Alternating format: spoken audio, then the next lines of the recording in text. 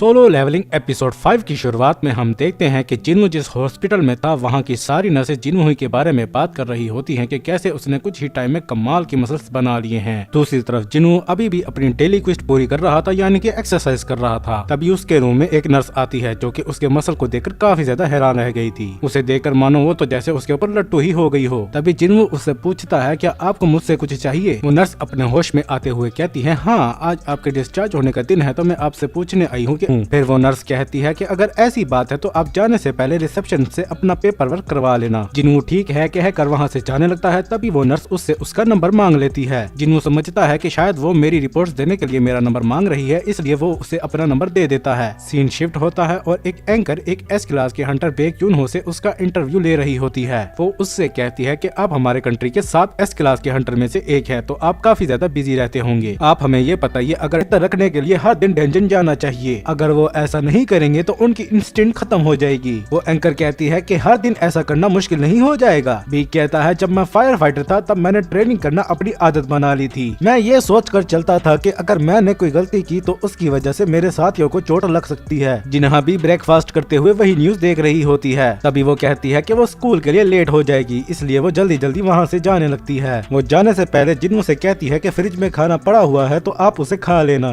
जिन्हू अभी अभी बैग में डाल देता है। उसके जाने के बाद वो आता है। वो कहता है क्या मेरे मसल्स मेरे स्टेटस की वजह से बने हैं? अगर इसी तरह फोन तो उठाया। जिन्हू कहता है मैं जानता हूँ कि मैंने इस महीने रेंट नहीं दिया है, लेकिन मैं हॉस्पिटल में था, मैं जल्द ही आपको रेंट दे दूंगा। लैंडलॉर्ड कहता है कि मैं तुम्हारी बात समझता हूँ, इसलिए मैं तुम्हारे रेंट पे करने का इंतजार करूंगा और तुम अपना ख्याल रखना। ये कहकर वो फोन रख देता है। जिन्हू सोचता है कि मैं नहीं जानता कि मुझे रीअवेकनिंग मिली है कि नहीं, लेकिन मैं इतना स्ट्रॉन्ग तो हो गया हूँ कि गोब्लिन्स को आसानी से मार सकता हूँ, तो रेंट पे करना मेरे लिए बड़ी बात नहीं है। फिर वो अपने फोन पर चेक करता है कि वो किस रेड में जा सकता है ताकि वो पैसे कमा सके। वो सोचता है ज्यादा पैसों के लिए उसे हाई रैंक डेंजन्स में जाना चाहिए, मगर एक ई रैंक के हंटर को हाई रैंक की डेंजन में कोई भी अपने साथ नहीं ले जाएगा। तभी उसे एक जॉब का मैसेज आता है। इसके बाद हम एक बड़ी सी बिल्डिंग को देखते हैं जो कि अभी तक पूरी तरीके से नहीं बनी थी। जिन्हू वहाँ भाग कर आता है, जिससे उसकी रनिंग क्वेस्ट भी पूरी हो जाती है और उसे रिवार्ड भी मिल जाता है। तभी उसके पास 6 हंटर आते हैं जिनका लीडर हुआंग डोनसोक उसे हेलो भी करता है। तभी एक दूसरा हंटर उसके पीछे से आकर कहता है कि इसे तो मैं जानता हूँ, इसका निकनेम शायद सबसे वीकेस्ट हंटर है। डोनसुक कहता है कि तुम्हें ऐसा नहीं कहना चाहिए और वो जिन्हू से इस बात पर माफी भी मांगता है। जिन्हू कहता है कोई बात नहीं। फिर वो उससे पूछता है कि आखिर आपको एक दूसरा हंटर क्यों चाहिए। डोनसुक उसे कॉन्ट्रैक्ट देते हुए कहता है कुछ नहीं, बस हमें रेड के लिए अपने आदमी पूरे करने हैं। ये एक सी रैंक की डंजन है जिसके लिए हमें कम से कम 8 लोगों की जरूरत है, जिसमें से आधे सी रैंक के हंटर्स होने चाहिए। तुम वहाँ पर लड़ाई नहीं करोगे तो तुम्हें इसका शेयर नहीं मिलेगा, मगर हमारे साथ रेड पर जाने पर हम तुम्हें 20 लाख देंगे। जिन्हू जब उनको देखता है तो उनकी एनर्जी के फ्लो से पता लगा लेता है कि उनकी रैंक क्या है। वो उनसे कहता है ठीक है मैं समझ गया, लेकिन मुझे क्या करना होगा। टोनसुक कहता है हो सके तो हमारे बैग्स उठाने में हमारी मदद कर देना, जिसमें हमारे खाने पेड़ के बिना ही किया करते हैं। जिन्हू कहता है ठीक है मैं तुम्हारी बात समझ गया। वो अपने मन में सोचता है कि इस स्क्वाड में सिर्फ टैंक्स और डैमेज डीलर ही हैं और हीलर के बिना इनके साथ काम करना मुझे थोड़ा अजीब लग रहा है। टोनसुक उसे कॉन्ट्रैक्ट साइन करने के लिए देता है और जिन्हू भी कॉन्ट्रैक्ट साइन कर उसे दे देता है। तभी एक हंटर यू जिन्हू उसे अपने आप को इंट्रोड्यूस करता है। वो कहता है मैं भी तुम्हारी तरह रेड के लिए जगह पूरी करने आया हूँ, मैं 21 साल का डी रैंक का हंटर हूँ। जिन्हू सोचता है कि डी रैंक के हंटर होने के बावजूद भी इसने जो गियर पहना हुआ है वो काफी महंगा है, हो सकता है कि वो एक अमीर फैमिली से हो। जिन्हू उसे पूछता है क्या एक सी रैंक की डेंजन में तुम पहली बार आए हो? कोई बात नहीं, मैं तुम्हें वहाँ पर सेफ रखूंगा। जिसे सुनकर जिन्हू का रिएक्शन कुछ ऐसा होता है। इसके बाद वो सब लोग डेंजन में जाने के लिए तैयार हो जाते हैं कि मैं तुमसे छोटा हूँ तो तुम्हें मेरे साथ पोलाइट होने की जरूरत नहीं है। जिन्हू कहता है ठीक है। वो सब लोग डेंजन के गेट के पास पहुँच जाते हैं जो कि काफी बड़ा होता है। उनमें से एक हंटर डोनसुक से पूछता है क्या ये वाकई ही सी रैंक की डंजन है? डोनसुक कहता है कि एसोसिएशन ने इसे 2 बार चेक किया है तो इसमें कोई शक नहीं। जिन्हों भी कहता है कि ये गेट उनकी रैंक का पता लगता है। हंटर एसोसिएशन भी इसी तरह उन्हें रैंक करती है। अगर डंजन पी रैंक की या उससे हायर रैंक की हो तो उसे कोई बड़ी गिल्ड संभालती है। जिन्हों कहता है तुम इस बारे में काफी कुछ हो गया है इसलिए। इसके बाद वो सब लोग डेंजन में चले जाते हैं। वहाँ अंधेरा होता है तो डोनसुक एक हंटर को वहाँ रोशनी करने का कहता है। वो हंटर अपने हाथ में एक फायर बॉल बनाकर वहाँ रोशनी करता है, मगर वो देखते हैं कि वहाँ कोई मॉन्स्टर नहीं है। एक हंटर कहता है ये अजीब है, दे रही होती है जो आवाज बाकी सबको भी सुनाई देती है, तो वो लड़ने के लिए पूरी तरह से थी और उन पर कहीं से भी अटैक हो सकता था। इस दौरान जिन्हू ध्यान लगाता है और पता लगा लेता है कि उन पर ऊपर से अटैक होने वाला है। वहाँ ऊपर वाली टनल में काफी सारे इंसेक्ट टाइप मॉन्स्टर होते हैं जो उन पर अटैक कर देते हैं, मगर जिन्हू के बताने पर वो पूरी तरह तैयार थे, इसलिए वो उनसे काफी अच्छे से फाइट करते हैं। उनमें से वो हंटर जो फायर मैजिक यूज करता है एक बड़ा अटैक तैयार करने लगता है और जब तक उसका अटैक तैयार हो उसके बाकी टीममेट्स फ्रंट से फाइट करते हैं और जैसे ही उसका अटैक तैयार होता है बाकी सब वहाँ से हट जाते हैं और वो अपना अटैक उन मॉन्स्टर्स पर कर देता है, जिससे वहाँ पर एक बहुत बड़ा ब्लास्ट होता है और काफी सारे मॉन्स्टर एक बार में ही मारे जाते हैं और बाकी बच जाने वाले मॉन्स्टर को सब मिलकर मारने लगते हैं। जिन्हों उनको इस तरह फाइट करते देखकर समझ जाता है कि उनका टीम वर्क काफी ज्यादा अच्छा है, यानी कि वो काफी टाइम से एक दूसरे के साथ काम कर रहे हैं। और जहाँ तक जिन्हों की बात है उसकी स्किल कम होने के बावजूद भी वो अपने गियर की वजह से ठीक ठाक फाइट कर पा रहा है। तभी एक मॉन्स्टर जिन्हों के पीछे से उस पर अटैक करने लगता है, मगर जिन्हों उसे देखे बिना ही चुपके से सिर्फ अपने पैर से मार देता है। कुछ देर बाद उन्होंने सारे मॉन्स्टर को मार दिया था तो वो उनके एसेंस स्टोन्स को इकट्ठा करने लगते हैं। डॉन सुक जिन्हों से कहता है तुमसे। तभी वही फायर यूजर हंटर डॉन सुक को बुलाकर बताता है कि यहाँ कुछ मॉन्स्टर ऐसे हैं जिन्हें हमने नहीं मारा। डॉन सुक कहता है हो सकता है यहाँ दूसरे मैजिक बीस्ट हो जिन्होंने ऐसा किया हो। वो हंटर कहता है तो क्या यहाँ पर इन इंसेक्ट से भी ज्यादा पावरफुल मॉन्स्टर मौजूद हैं? वो सब इसी बारे में सोच रहे होते हैं, मगर हमें पता है कि इन मॉन्स्टर की है। जिन्हों उससे कहता है मैं नहीं जानता, लेकिन मुझे लगता है कि हमें संभल कर रहना चाहिए। इसके बाद हम व्हाइट टाइगर गिल्ड का सीन देखते हैं जहाँ का गिल्ड मास्टर पीक है, जहाँ काफी सारे हंटर्स अपनी एक्सरसाइज कर रहे होते हैं। तभी वहाँ पर एक अर्थक्वेक सा आता है। एक हंटर पूछता है कि आखिर ये क्या था? दूसरा हंटर कहता है घबराने की कोई बात नहीं है, गिल्ड मास्टर पीक अपनी ट्रेनिंग कर रहे हैं। हम देखते हैं कि पीक ने एक बहुत बड़े पत्थर के क्यूब में सिर्फ अपने एक अटैक से एक बहुत बड़ा होल बना दिया था। इसके बाद हम जिन्वू और दूसरे हंटर्स को देखते हैं जहाँ वो डेंजन्स के बहुत से अलग अलग जगह को एक्सप्लोर करते हैं और जिन्वू और जिन्हो आपस में बातें कर रहे होते हैं। जहाँ जिन्हो उससे कहता है कि इतनी बड़ी डेंजन में ये भारी सामान उठाना तुम्हारे लिए काफी ज्यादा मुश्किल रहा होगा। जिन्वू कहता है मैं बिल्कुल ठीक हूँ, मुझे यहाँ लड़ना नहीं पड़ रहा है, इसके बावजूद मुझे अच्छे पैसे मिल रहे हैं, ये कोई बुरी डील नहीं है। फिर वो अपने मन में सोचता है ये वाकई बुरी डील नहीं है, नहीं बल्कि ये कुछ ज्यादा ही अच्छी डील है, जो चीज मुझे परेशान कर रही है। वो सब जहाँ जा रहे होते हैं वहाँ रास्ते पर उन्हें काफी सारे अधमरे इंसेक्ट मॉन्स्टर्स मिलते हैं। डॉन्सू कहता है ये काफी अजीब बात है, हमने यहाँ काफी सफर कर लिया है मगर हमें अभी तक कोई भी सही सलामत मॉन्स्टर नहीं मिला है। वही फायर यूजर हंटर कहता है हो सकता है कि बॉस यहीं कहीं आसपास हो। वो वहाँ आगे जाने लगता है मगर डॉन्सू उसे कहता है कि वहाँ अंधेरा है, इसलिए इससे पहले रोशनी ले आओ। वो वहाँ अपने मैजिक से रोशनी ले आता है जहाँ उन्हें काफी सारे स्पाइडर्स वेब्स दिखाई देते हैं। डॉन्सू कहता है वहाँ नीचे जरूर बॉस चैम्बर होगा। वो उन स्पाइडर्स वेब्स को काटते हुए आगे जाने लगते हैं जहाँ उन्हें काफी सारे माना क्रिस्टल्स मिलते हैं जिन्हें देखकर वो काफी ज्यादा खुश हो जाते हैं। तभी एक हंटर डॉन्सू से कहता है अगर तुम्हारा भाई भी इसे देखता तो वो भी तुमसे काफी जलता। वो फायर यूजर हंटर उसे कहता है कि तुम उसके भाई की बात यहाँ पर मत करो। डॉन्सू अपने भाई के बारे में सोचते हुए कहता है देखो छोटे भाई, क्या मैंने तुम्हें नहीं कहा था कि तुम हमेशा सही नहीं हो सकते, और तुम ये कभी मत सोचना कि मैं तुम्हारी इज्जत करूंगा। मैं इन क्रिस्टल के जरिए अपनी स्ट्राइक टीम को और पावरफुल करूंगा। वो हंटर्स आपस में बातें करते हुए कहते हैं कि हमारे हाथ चेकबोर्ड लग गया है, अगर हम इसे आपस में डिवाइड करेंगे तो हर किसी के हिस्से में 10 करोड़ आएंगे। जिन्हों से कहता है क्या तुम मुझे अपना कॉन्ट्रैक्ट दिखा सकते हो, जिस पर वो उसे अपना कॉन्ट्रैक्ट दे देता है। जिन्हों ड्रॉप नहीं मिलेगा, क्योंकि क्या हमें इन्हें जिन्हों के अलावा 7 लोगों के बजाय सभी 8 लोगों में डिवाइड नहीं करना चाहिए? तो इस मसले को हल करना चाहिए। वो ये बात वहाँ पर बॉस मॉन्स्टर को देखते हुए कह रहा होता है, जो एक बहुत बड़ा स्पाइडर मॉन्स्टर होता है जिसे देखकर जिन्हों घबरा जाता है। डॉन्सुक उसे कहता है कि तुम्हें पता ही होगा कि बॉस मॉन्स्टर को हराते ही डेंजन क्लोज हो जाती है, तो हमें ये सारे माना क्रिस्टल उससे लड़ने से पहले ही माइन करने होंगे। ये अच्छी बात है कि वो अभी सो रहा है तो हम अपना काम कर सकते हैं। फिर वो अपने एक साथी से कहता है कि माइनिंग का सामान कहाँ है? वो कहता है कि मुझे नहीं लगा था कि हमें इतने सारे माना क्रिस्टल मिल जाएंगे, इसलिए मैं वो सामान नहीं लाया। डॉन्सुक उसे गुस्से में कहता है कि मैंने तुम्हें नहीं कहा था कि तुम हमेशा उस सामान को अपने साथ रखा करो। फिर वो जिन्हों और जिन्हों से कहता है माफ करना, लेकिन क्या तुम दोनों इस जगह का ध्यान रख सकते हो? हम अभी अपना माइनिंग करेंगे। डॉन्सुक उसे कहता है कि तुम्हें फिक्र करने की कोई जरूरत नहीं है, उस मॉन्स्टर का पेट भरा हुआ है इसलिए वो सो रहा है और वो तब तक नहीं जागेगा जब तक कि कोई उसे ना छेड़े। तुम मुझ पर यकीन कर सकते हो और मुझे अपने साथियों से कुछ बात भी करनी है। ये कहकर वो सारे हंटर्स वहाँ से जाने लगते हैं। जिन्हों भी इन्हीं सब बातों के बारे में सोच रहा होता है। तभी डॉन्सुक बॉस चेंबर का रास्ता बंद कर दो, और वो ऐसा ही करता था और वो मिस्टर सोंग की बात याद करता है जहाँ वो उसे बता रहे होते हैं कि हम जो काम करते हैं उसमें काफी खतरा है, लेकिन इसके अलावा हमें हंटर से भी खतरा होता है। तुम डेंजन में कोई भी क्राइम कर सकते हो और तुम्हें इसकी कोई सजा भी नहीं मिलेगी, क्योंकि वो एक अलग दुनिया है जहाँ पर तुम्हारे खिलाफ कोई भी सबूत नहीं ढूंढा जा सकता। और यहाँ कुछ हंटर्स ऐसे भी हैं जो कि मॉन्स्टर्स के अटैक से बचने के लिए वीक हंटर्स को उनके आगे कर देते हैं, जैसे छिपकली अपनी जान बचाने के लिए अपनी तुम छोड़ देती है। जिन्हों गुस्से में कहता है कि उन्होंने कुछ माना क्रिस्टल्स के लिए हमें मारने की कोशिश की, अगर मैं उनसे कॉन्ट्रैक्ट हर वक्त तैयार थे। तभी वो स्पाइडर मॉन्स्टर उस ब्लास्ट की वजह से जाग जाता है जो उस हंटर ने वहाँ का रास्ता बंद करने के लिए किया था। जिन्हों को पीछे हटने का कहता है। वो कहता है कि मैं इसे किसी तरह संभाल लूंगा। जिन्हों सोचता है कि सी रैंक के बॉस के मुकाबले डी रैंक का हंटर ये एक बहुत बड़ी मुसीबत है। फिर वो कार्डेरन टेम्पल का सीन याद करते हुए सोचता है क्या ये वाकई ही बड़ी मुसीबत है? नहीं, बल्कि ये उसके मुकाबले कुछ नहीं है। फिर वो आगे जाते हुए जिन्हों से कहता है कि तुम अपनी जगह से मत हिलना, इससे मैं फाइट करूंगा। जिन्हो हैरान होते हुए उससे इस बारे में पूछने लगता है तो जिन्हो अपना डैगर निकालते हुए कहता है मैं इसे हरा दूंगा।